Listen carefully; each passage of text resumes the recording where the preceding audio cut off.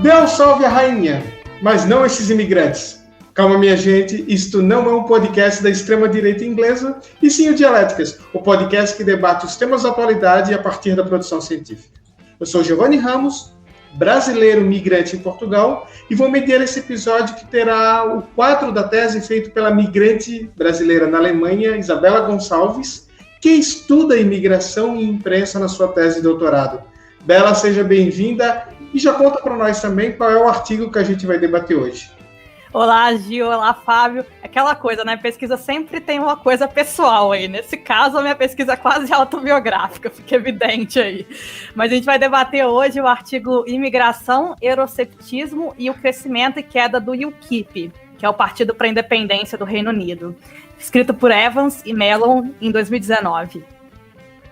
E já que vamos abordar também o Brexit nesse programa, eu vou convidar outro brasileiro migrante na Europa, que hoje está em Lisboa, mas que já residiu também no bairro que é a sede da União Europeia, em Bruxelas. Tudo bem, Fábio Jardelino? Olá, ouvintes do Dialéticas, tudo bem, Gil, Bela? Realmente residi lá no coração da União Europeia, né? Estava ali de frente para o Parlamento Europeu todo dia, eu vi bem como é que aquilo funcionava. E hoje eu estou aqui bem em inglês, para quem está nos acompanhando no YouTube, estou aqui tomando o meu pint, porque, graças a Deus, hoje é sábado, o dia que a gente está gravando esse episódio, e o sol abriu, né? Dia de comemorar que as restrições de Portugal estão caindo.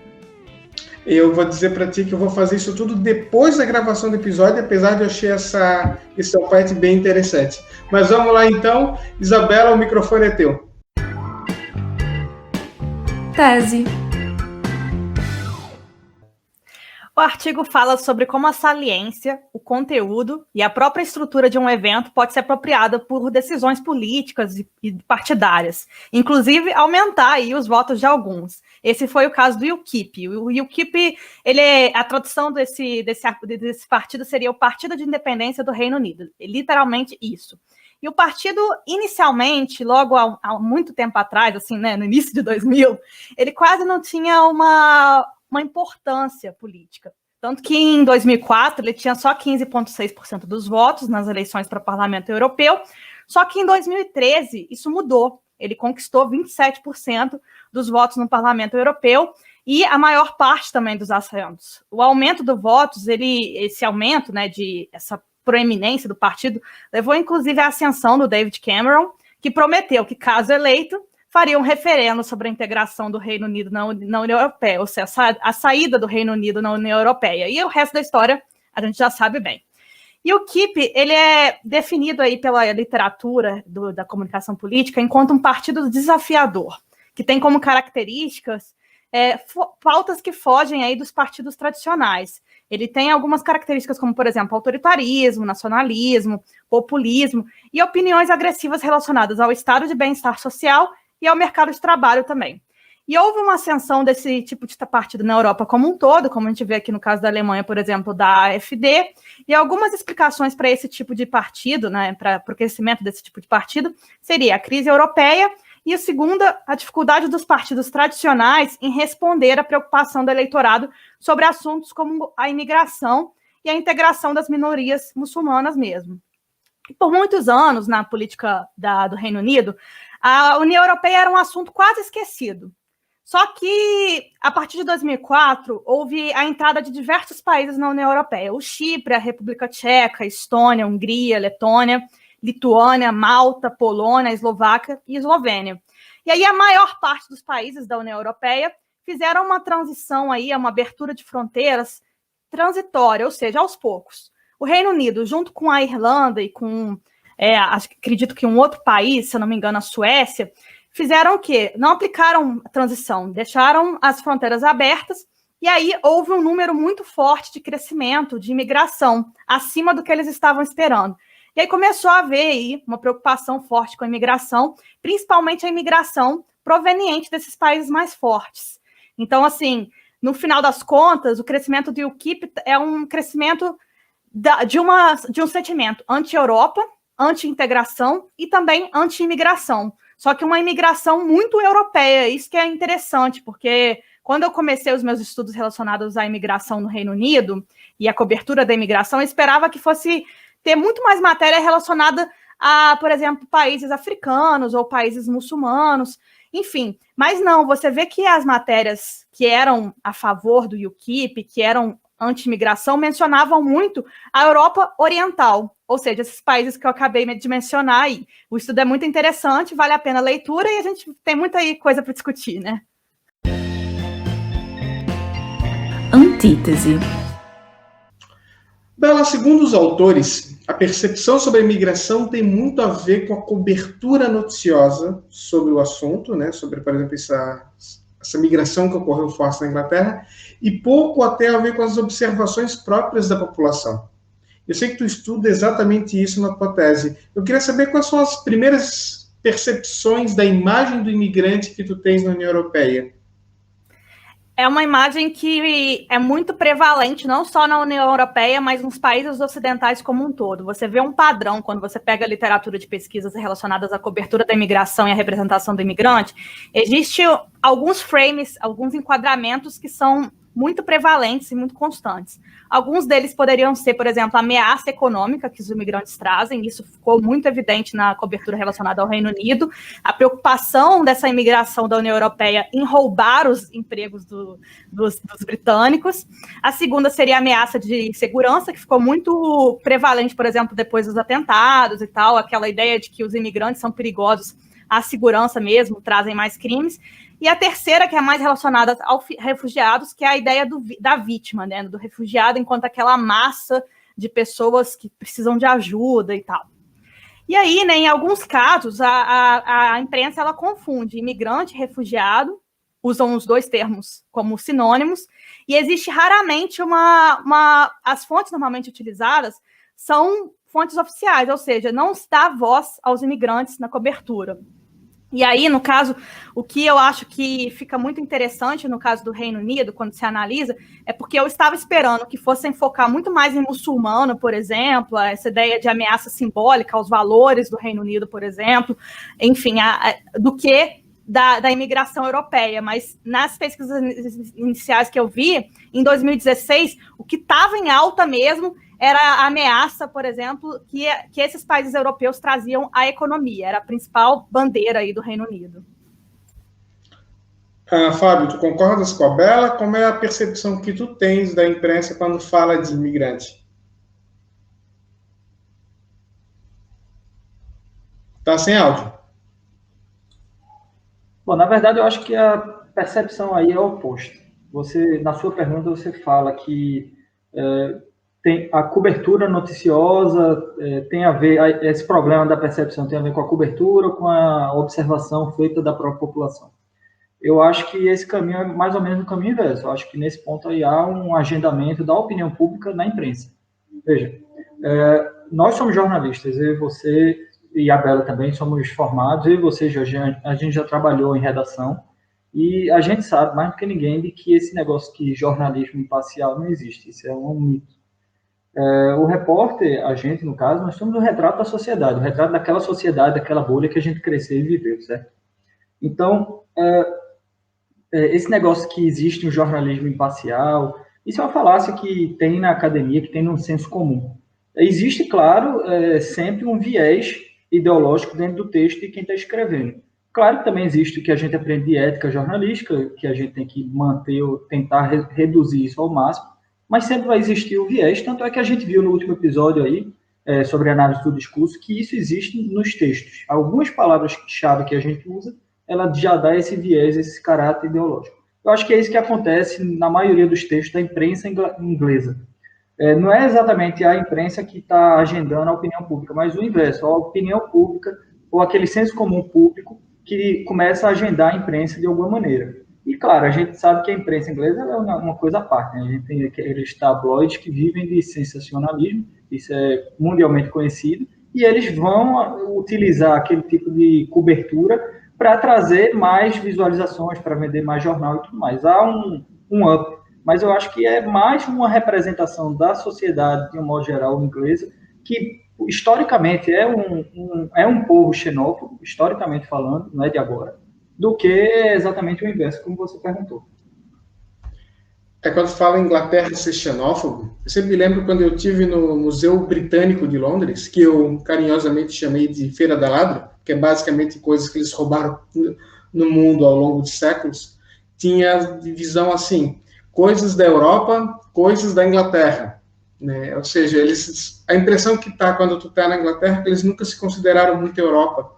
E aí tu começa a entender, estando lá, por que teve uma maior parte da população apoiando o Brexit, né? Mas eu acho que existe sim, Fábio, um pouquinho o problema da imprensa. Às vezes, o cara que mora no interiorzão, que não tem uma vida cosmopolita, que não está sendo afetado diretamente, nem sequer convive com imigrantes, se ele ficar lendo isso no jornal, ele acaba às vezes se preocupando mesmo para não fazendo parte do dia a dia dele. Eu acho que esse ponto existe e é uma coisa a ser considerada. Vou passar agora para a Bela. Gil, eu concordo um pouco com os dois, na verdade, nesse sentido, porque existe sim uma influência da imprensa, é óbvio, e essa influência está muito relacionada à saliência do assunto. Mas, por exemplo, tem uma frase que é assim, um leopardo nunca muda de opinião, não sei se vocês conhecem, eu acho que em inglês seria a leopard doesn't change spot, não muda de lugar. Por quê? O que acontece? Existem já estudos da opinião pública que mostram que a fase mais importante na formação de uma pessoa seria a fase de criança e da juventude. Depois dessa fase, aqueles valores que você adquiriu, que você acredita, já não mudam muito, independentemente do tipo de exposição que você tenha. Então, por exemplo, se você é uma pessoa que é a favor de liberdades individuais, que acha que LGBTs têm que ter direitos, que não existem fronteiras, etc., esse tipo de coisa, você vai continuar com esse tipo de opinião o resto da sua vida. Se você já tem mais uma ideia conservadora, você também vai continuar com essa ideia conservadora ao longo da vida. O que a imprensa faz, normalmente, nessa questão de saliência, é demonstrar que aquele assunto ele é preocupante. Então, por exemplo, agora a gente está vendo isso aqui no Covid, né? Muita notícia relacionada ao Covid mostra o quê? Que aquilo ali tem que ser levado em conta pela população. Só que aí, o que acontece? As pessoas que mudam de opinião, que na verdade votam, né, por exemplo, a favor de um determinado partido ou a favor de um outro partido, são aquelas indecisas. As pessoas que já tinham uma determinada opinião sobre imigração, a favor ou contra, não mudam.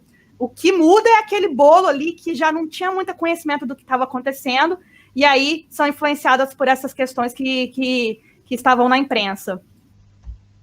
Agora, falando especificamente do Partido Conservador, os Tories, como são conhecidos na Inglaterra, foi o David Cameron que fez o referendo, né? Foi o ministro conservador. Então, ele colocou uma retórica anti-migração, contra os migrantes na eleição, e quando chegou, ele passou a ser contra o Brexit. Ele, na verdade, ele foi contrário. Ele foi o primeiro cara a criar um plebiscito que ele queria perder. Não faz muito sentido, mas ok. O que chama a atenção, assim, o eleitor, ele vai num discurso de um partido que vai contra a migração, ele vota nele, aí o cara não faz isso, então ele procura o mais radical. Se o mais radical chegar ao poder e não fizer, ele vai procurar alguém que dá um discurso mais forte ainda. Fábio, por que isso está acontecendo? Como é que tu enxerga isso? Os políticos, quando discursam uma coisa e quando chega na hora, percebe que não é tão simples de fazer? Ou esse discurso anti-imigração é basicamente para enganar o otário, é basicamente discurso que em nenhum momento eles têm interesse em colocar ele em prática? Eu acho que existem dois caminhos, Gil. Existem dois caminhos quando você é um político nesse sentido. Quando você é um político de centro, não. Mas quando você é um político dos extremos, você tem dois caminhos. Ou você vai assumir aquela retórica e vai se manter nela, ou você vai recuar. No que aconteceu na Inglaterra foi alguns recuaram, outros seguraram. Hoje a gente vê, por exemplo, vários exemplos disso no mundo. A gente tem o Trump, que até o final foi mantendo aquele discurso agressivo. Temos o Bolsonaro no Brasil, que todo mundo está errado, menos ele. Todo mundo está errado. Todo o cara que ele defendia ontem, a partir do momento que diz, não, Bolsonaro, não gosto mais do Bolsonaro, pronto, aquele cara vira comunista. Então, o Bolsonaro vai nessa linha.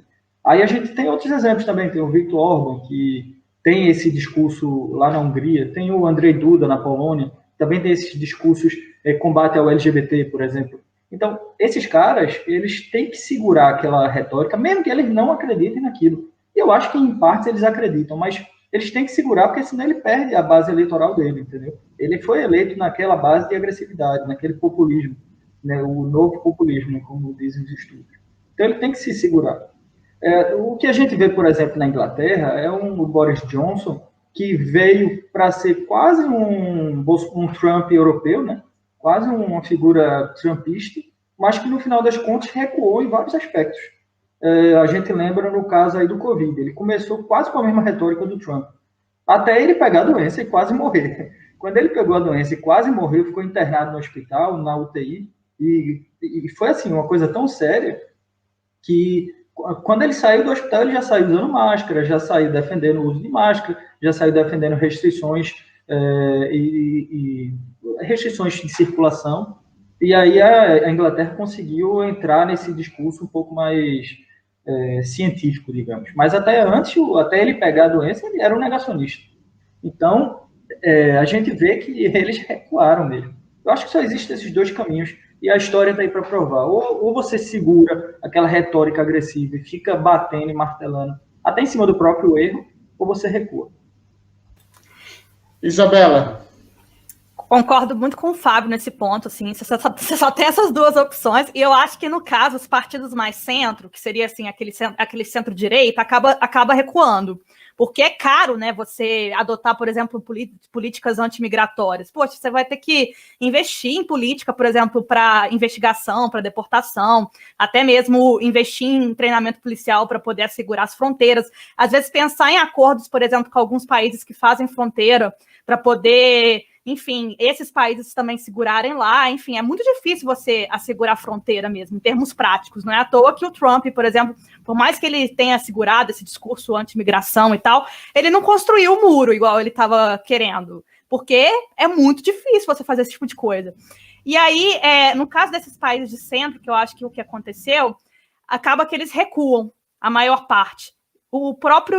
Tem um ministro da Saúde aqui, o Spahn, que ele tinha, do CDU, que é o mesmo partido da Merkel, que ele tinha uma retórica antimigratória. Óbvio que não é uma retórica antimigratória igual a AfD, que é a extrema-direita da Alemanha, mas é uma política, um discurso antimigratório, aquela coisa sutil. E aí ele agora, que está como ministro, você não vê esse tipo de postura mais.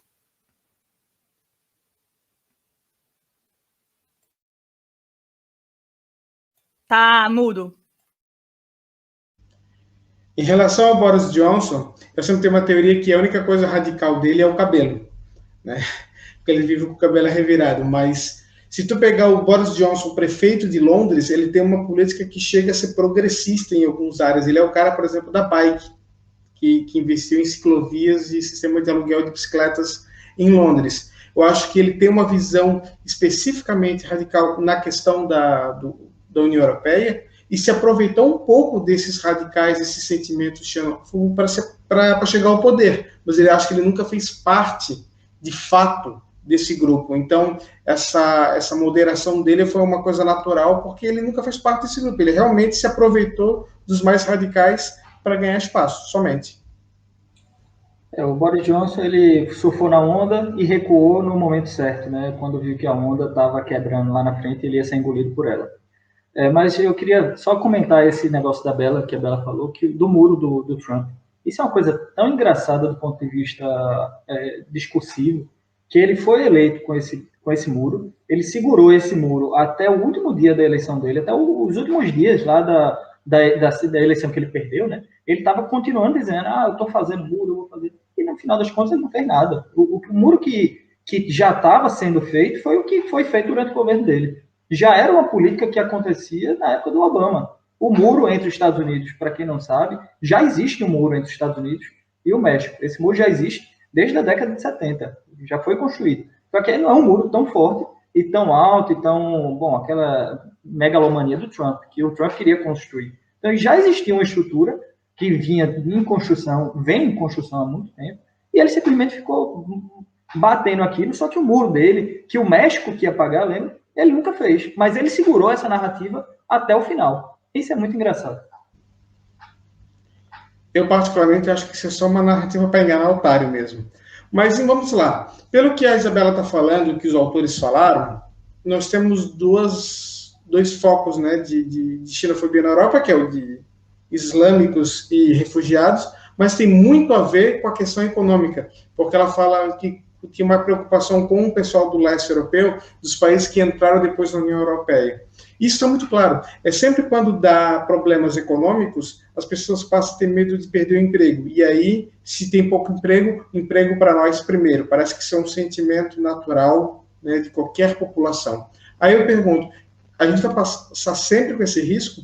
Não importa qual é a sociedade, qual é o país, qual é o governo, sempre que houver crise financeira, esse sentimento de nós primeiro e o resto que se tal, passa a ser essa a regra, Bela? Eu acho que a história mostra que, infelizmente, é esse caminho mesmo, né? Por exemplo, teve até uma lei anti-imigração há muito tempo nos Estados Unidos que era, por exemplo, contra chineses especificamente, por exemplo, relacionando os chineses a trazer doenças. Isso acontece muito na imprensa e na opinião pública. Quando tem uma crise, às vezes, por exemplo, ebola, teve ebola, já associaram, a imprensa brasileira teve um caso que estava chegando um cara da África, e aí já começou a falar que ele testou positivo, enfim. E aí aquela coisa, né, do imigrante enquanto ameaça à saúde, também acontece muito. Isso a gente viu no Covid, né, as pessoas associando os viajantes da China a trazer Covid, por exemplo. E eu acho que, no caso, assim, é muito difícil, sim, você combater essa ideia de antagonismo e essa xenofobia. Eu acho que o que você tem que fazer mesmo é expor mesmo crianças à diversidade cultural, porque é só isso que vai acabar mudando mesmo. Porque, como eu falei, né, se você já é mais velho e já tem uma ideia anti-imigração, anti-diversidade, muito dificilmente você vai mudar de opinião em relação a isso. Olha, eu não. Lá em Pernambuco a gente diz uma expressão que é o seguinte: farinha pouca, meu pirão primeiro. Isso acontece desde que o mundo é mundo, né? Essa questão de nós como sociedade nos formamos um grupo e você que vem de fora, você que é estrangeiro, você não pertence àquele grupo. Então você vai ser excluído. Isso acontece no jardim de infância, quando você é um coleguinha novo que chega de outra escola de transferência, você é o outsider, né? Você já é colocado de lado, até você fazer parte, de fato, daquele grupo. Então, isso existe, isso é característico da humanidade. A gente vê, inclusive, em outras civilizações, por exemplo, o caso clássico dos romanos. Para os romanos, todo mundo era escravo, era passível de ser escravo, contanto, assim como quando fosse subjugado, né? Seja asiático, seja norte-europeu, seja africano, todo mundo era passível de ser escravo, porque não era romano. A partir do momento que você não é romano, você era de fora, você é passível de ser escravo. Essa visão, inclusive, foi mudada durante aí o período dos descobrimentos, que o africano passou a ser o escravo, né? A figura do negro passou a ser a figura do subjugado e do que não era nem humano, segundo a igreja. Pois bem, a gente vê que isso está intrínseco na nossa história. Então, eu acho que a sua pergunta, Gil, nesse ponto, também tem um erro, porque você pergunta se isso é uma consequência da globalização. Eu acho que, pelo contrário, eu acho que nunca na história da humanidade a gente teve uma sociedade tão aberta quanto ao imigrante. Nunca. Mesmo aí no início desse século passado, ou em outros séculos, a gente nunca teve assim, uma perspectiva de ir morar em outro país e se dar bem nesse outro país. Isso é uma coisa aberta para todos. Veja o exemplo de nós três aqui. Nós três saímos do Brasil, fomos morar na Europa, tivemos sucesso em cada um em sua área, e estamos aqui vivendo bem na Europa, nós dois em Portugal e a Bela na Alemanha, numa posição que tecnicamente não seria nossa. Então, eu acho que a globalização, pelo contrário, ela ajudou muito a ter essa mobilidade e a acabar com a xenofobia. Claro que a gente ainda tem um caminho enorme pela frente, mas estamos no caminho certo como humanidade, como sociedade global. Bom, e já que tu falou sobre questão de nós sermos brasileiros, nós somos aqui 3 migrantes brasileiros na Europa e a gente está cansado de falar sobre discursos xenófobos que, se a gente não passou, a gente já conhece alguém que sofreu, né? Sofreu por xenofobia. Mas agora eu vou fazer uma provocação. E os brasileiros, como são em relação à xenofobia? Como é que os brasileiros tratam povos de outras culturas quando chega lá? E não estou falando de europeu e de americano, porque a gente sabe que aí entra o espírito do vira-lata, né? Como diria o Nelson Rodrigues. Eu me refiro ao carro que está fazendo barulho aqui. Eu me refiro a povos africanos, haitianos, bolivianos, ou mesmo dentro do Brasil. Aí eu pergunto, como é que vocês veem a questão da xenofobia dos brasileiros? Eu começo agora pelo Fábio. Gil, se eu fosse falar, se fosse ganhar uma moeda por toda vez que alguém chegou para mim e dissesse, teu sotaque é tão bonitinho, ou alguém chegasse para mim e dissesse, fala oxente para mim, eu tava milionário hoje. Isso também é xenofobia. Isso também é agressivo. Isso também é alguém dizendo, você não faz parte do meu grupo, você é um outsider. Isso, por mais que as pessoas achem que é bonitinho, é simpático e tal, não é. Você chegar para outra pessoa e trazer exatamente o sotaque, o jeito que ela fala, como alguma coisa que não é o normal, isso não é legal, gente. Não é bonito, certo? Então, eu acho que daqui do grupo, eu sou o que mais, ou talvez o único que já sofreu algum tipo de xenofobia no Brasil. Eu morei um tempo em São Paulo, e não só em termos, assim, das coisas bonitinhas, de, seu sotaque e tal, não. Tem coisas que são pesadas mesmo, de gente dizer que o nordestino não evolui porque é preguiçoso, porque não faz nada. Um dia desse, quando eu estava voltando aqui para Portugal, eu escutei isso, lá em Guarulhos. 2 caras conversando em alto e bom som, e um dos caras, um gaúcho, a propósito. Eu digo gaúcho porque eu escutei pelo sotaque dele, eu acho que ele era gaúcho, mas devia ser, com certeza era do sul. E ele falando em alto e bom som que gostava de ir para o Nordeste, porque as praias eram bonitas e tal, aquilo coisa. E depois de algum tempo ele falou, mas eu não moraria muito porque o povo de lá é muito preguiçoso. Então, aquilo me enfervece o sangue, me fecha o punho e dá vontade de ir lá dar um murro na cara dele. O que não vai resolver de nada, no final das contas, porque aquela ideia idiota que ele tem vai continuar. Então, essa xenofobia contra os povos do Norte e Nordeste no Brasil, isso é uma coisa, eu não preciso nem falar. Basta qualquer um da minha terra, ir para a terra de vocês dois, que já vai sofrer preconceito ou xenofobia de alguma maneira que seja. Isso sem falar com a xenofobia em termos de trabalho que a gente sofre. Eu, por falar dessa forma que eu falo, eu já perco uma oportunidade de trabalho para alguém do eixo Rio-São Paulo. Então, isso é uma realidade muito forte, que a gente, antes de discutir xenofobia contra povos de fora, que também é uma realidade muito séria do Brasil, os africanos de países lusófonos, que chegam no Brasil sofrem muito, mas antes disso a gente tem que discutir a xenofobia dentro do próprio Brasil.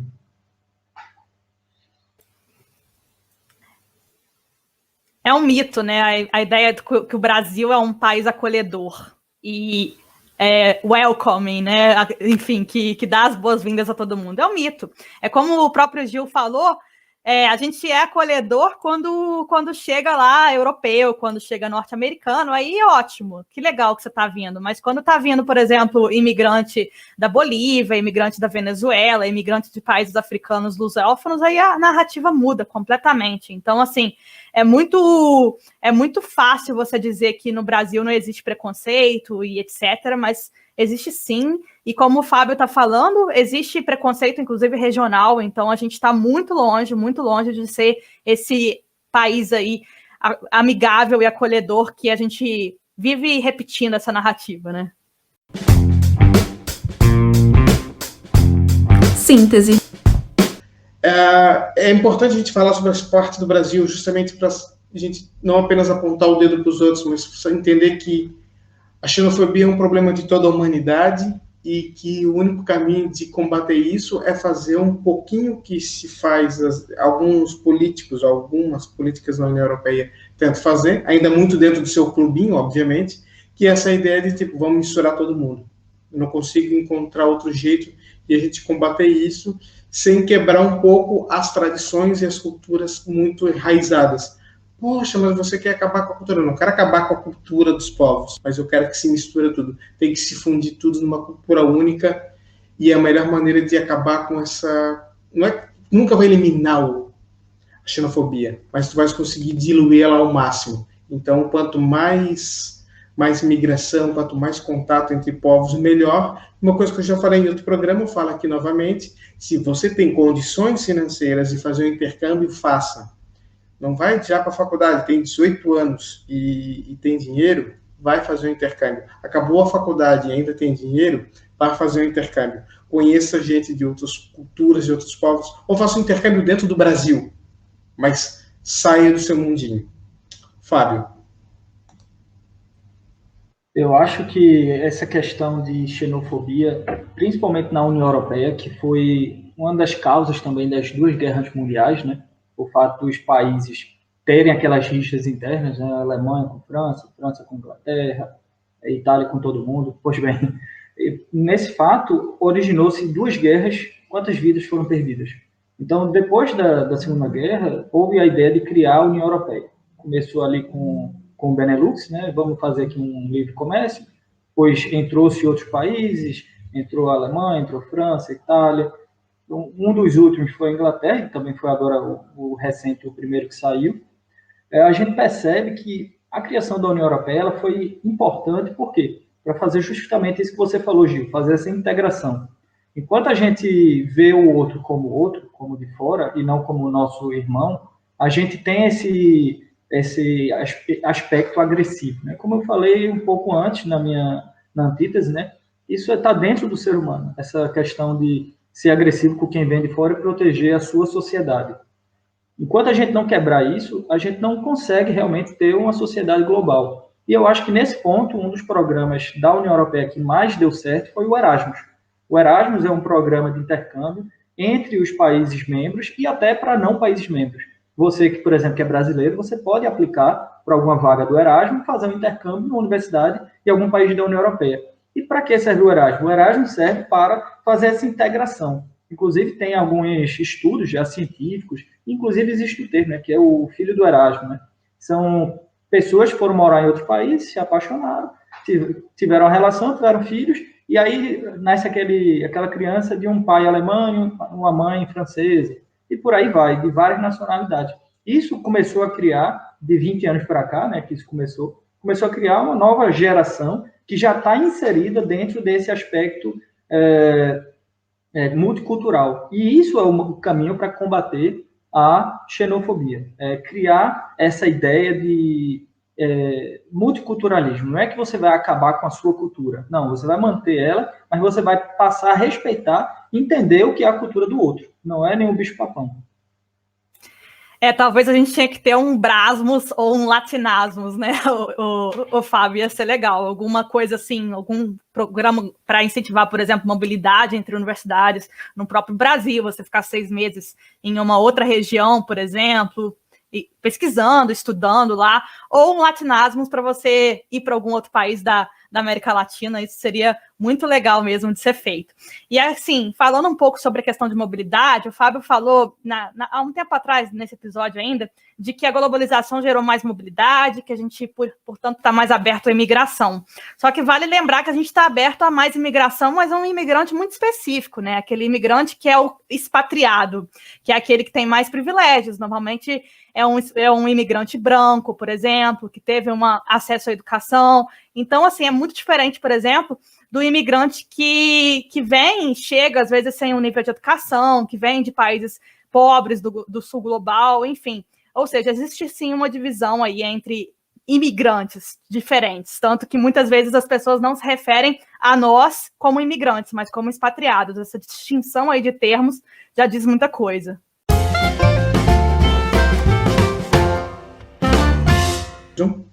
Antes de começar o quadro de referências, eu quero fazer 2 comentários. O primeiro é a respeito do que a Bela disse de um Erasmus latino-americano brasileiro. Isso seria sensacional. Eu acho que o Brasil precisa se conhecer mais. A América do Sul tem uma maior integração. O Brasil é o país mais isolado da América do Sul. E até o Fábio comentou aqui sobre um Ciências Sem Fronteiras para a América Latina e não apenas para Estados Unidos e Europa. Acho que isso seria realmente sensacional. O Brasil devia realmente pensar nisso. E o segundo comentário, o Fábio falou sobre filhos do Erasmus. Eu queria, inclusive, então, começar a minha sessão de referências com uma crônica minha chamada Amores de Erasmus, que é justamente uma brincadeira sobre essa questão de relações exteriores. Inclusive, neste podcast, nós temos um caso de Amores de Erasmus, mas que sobreviveu ao período de Erasmus. Essa pessoa vai contar isso daqui a pouco para vocês. E a minha sugestão de referência é o filme do Chaplin, que é O Imigrante, é um clássico para falar sobre como as pessoas são tratadas na imigração.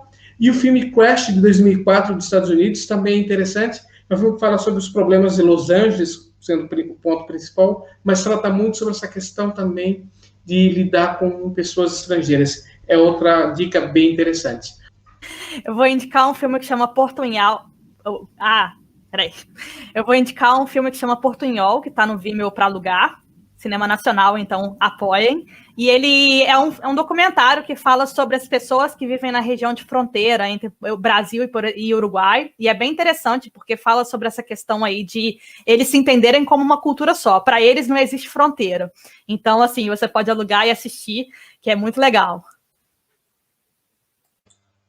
Bom, a minha indicação vai ser o nome da música é O Cidadão do Mundo, que é uma música do Chip Science e a Nação Zumbi, do álbum Afro-Ciberlia, de 96. É uma música excelente, é justamente o que representa o Mangue Beat, né, aquela mistura. E sobre o que o Gil acabou de falar, esse participante aqui do Dialética sou eu. Eu tenho uma namorada, a gente começou a namorar quando ela estava fazendo o Erasmus dela, aqui em Portugal. Ela é polonesa. E a gente acabou, estamos juntos até hoje, depois de algum tempo, depois de eu ter ficado preso na casa dela lá na Polônia. E ela hoje mora aqui em Portugal, e eu e ela, nós somos um exemplo claro do que é essa mistura. Ela é uma polonesa do interior da Polônia, que acabou namorando e estamos vivendo junto e tendo essa relação há um tempo.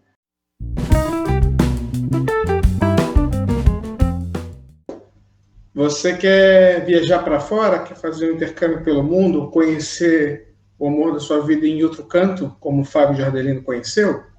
É interessante. Enquanto você não pode viajar ainda, você pode mandar artigos para revistas, participar de congressos virtuais pelo mundo todo.